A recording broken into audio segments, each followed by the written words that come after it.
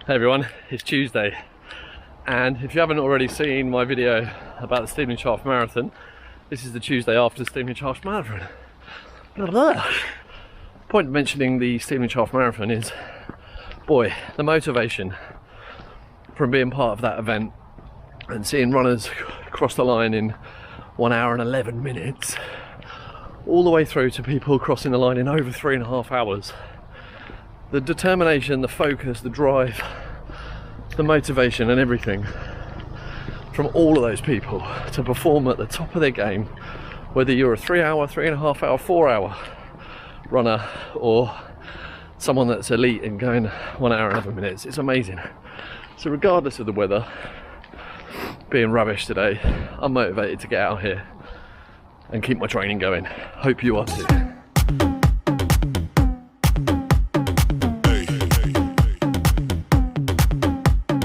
Tips and tricks today. It's all about your running posture. Now, just keep it really, really simple. If you're a beginner, you've got an advantage actually, because you haven't inherited 7 years worth of bad habits like me. And I've worked in an office for years, so my shoulders, I hunch over at my desk, I know I do. I try throughout the day to improve my posture, chest out, engage the core, but I still run a bit hunched over at shoulders, stressed, etc. But as a beginner, you've got the chance to come into running new and work on your posture and everything without any bad habits. So staying tall is the main thing that people say, but generally head up looking forwards opens up your lungs, enables you to breathe better, means you're not hunched over, you're not going to get upper back pain, and you're going to engage your core. So try and just suck that belly button in a little bit and engage the core and keep your pelvis nice and neutral, nice and straight, not tipping forwards, not leaning too far back. That's it. A lot of people talk about a balloon being attached to your head just to keep you in that upright position.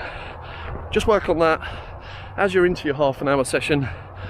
If you suddenly think, oh, I'm a bit hunched over, just think about it and get yourself back into that nice upright position. The last one, your arms. You'll see a lot of road runners swinging across the body, wasting energy. Try and drive forwards, forward momentum. So week 4, run 1 done. Feel great, really, really good run. Really enjoyed it. Rain at the beginning. Saw a couple of runners, gave me thumbs up. Just saw Andy, hi Andy. He's on the channel, he watches some of these videos. So yeah, run 1 done. Let's crack on with the rest for the rest of the week. See you tomorrow.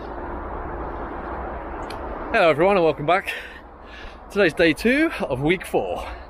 And what I want to talk about today is nipples. So, very serious even though I'm laughing. After yesterday's run, I had a new t-shirt on that I hadn't washed yet. I think that's the reason. Went into the shower, turned the shower on and bang! Ah! Nipples in agony. That's always the first sign you get if you're running of nipple chafe, unless it gets so bad that they actually bleed and you physically feel and see it. I've never had an issue with nipple chafe unless I'm doing long mileage, so over 10 miles, then I start to get a bit sore. So never expected doing 30-minute sessions during my lunch breaks that I'd have this issue. But it's not a problem because there's an easy fix, and that is plasters. Very simple. There are loads of things on the market, especially for nipple shields, etc. But just good old fashioned plasters. And I've got hairy nips, sorry to say. Just standard plasters, waterproof plasters, stick well enough. So that's my top tip today. For anyone starting running, be prepared for nipple chafe. It's a real thing. Chafing in general is a real thing. I don't know if I've ever mentioned, but I have to wear undershorts, like cycling style shorts, for the same reason I have big thighs, big fat thighs. So yeah, I won't go into the detail. You can, you know what I'm talking about, right? My second day in a row, back to back, and I feel a bit achy and sluggish. Now, I'm doing 4 days in a row this week. But if you're a beginner, I would definitely recommend you stagnate your runs. Do the 3 runs as I said, low intensity, 30 minutes a day for half an hour, no more. But give yourself a day in between if you can. It doesn't matter if you can't, but I'm just saying, if you do 2 days in a row, you might find you feel a bit sluggish like me today. So, top tips: chafing, aches and pains, give yourself plenty of time to recover, get yourself some plasters and some cycling shorts.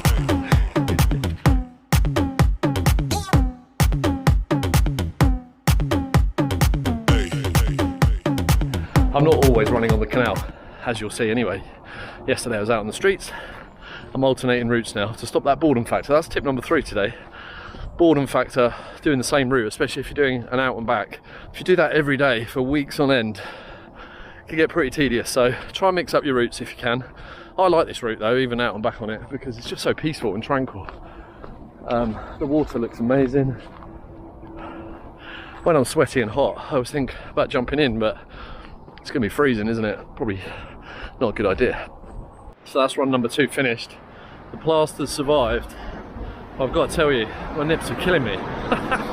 So I think even the plasters are rubbing today. So this shower is going to be painful. Oh. The nips are sore, the sluggishness that I spoke about at the start of the run definitely went after 2k. So do bear with it. It's quite common when you go out on a run to feel a bit kind of lethargic at the start and everything feels a bit heavy, but once you get going, that's the thing with a low intensity workout. You don't do a proper warm-up to start with because it's low intensity, it is a warm-up, so it does take your body a while to ease into the run, and for me that's about 2k, and then suddenly you forget all the aches and pains and worries and your head's nice and clear and you just take in the scenery and have a good time. So see you tomorrow. There's nothing better than coming back from a run and your fantastic colleague has got you a Christmas sandwich. Post-run recovery, bit of protein from the turkey. Lovely. Hey everyone, so day 3 didn't happen on my last week 4. Various things happened. I was taken unwell and I had a hospital appointment on Friday, which meant I couldn't get out on Friday to go running. So today I'm on babysitting duties. It's Sunday. Say hi, Sophia. Say hi. So me and this little one on a 1 hour walk to make up for the fact I can't do a half-hour run. She thinks it's very funny. So that's my point. Tips and tricks this week. Another one is life happens, stuff gets in the way. Don't worry about trying to fit your run in the next week. If I wasn't able to do this walk today, I'd still just do my 3 sessions next week and possibly a speed session as well, but I wouldn't add in another session to make up for missing this week. You've just got to do what you can in the week. Let life take over if it needs to, but just don't stress about it. Do what you can do. That's right, isn't it, Sophia? And one of the beauties of just being impulsive with running or walking is finding things like this. Just on our doorstep is the Studio Way Woodland Trail. Because we live in Elstree, well, Warren Wood and Elstree, and obviously Elstree Studios are here, and there's a woodland trail that was funded by the lottery. Gives you all this different information and history about the studios, which I never knew was here. It's right on the doorstep, and that's one. Sophia wants to be involved. You want to be involved, don't you? So she's not quite old enough yet, but we're learning about the history of the studios.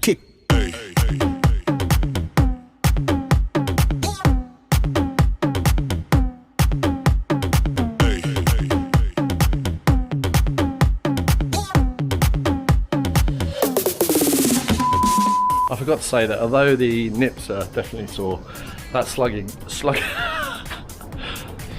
although the nips are sore, the slugging, although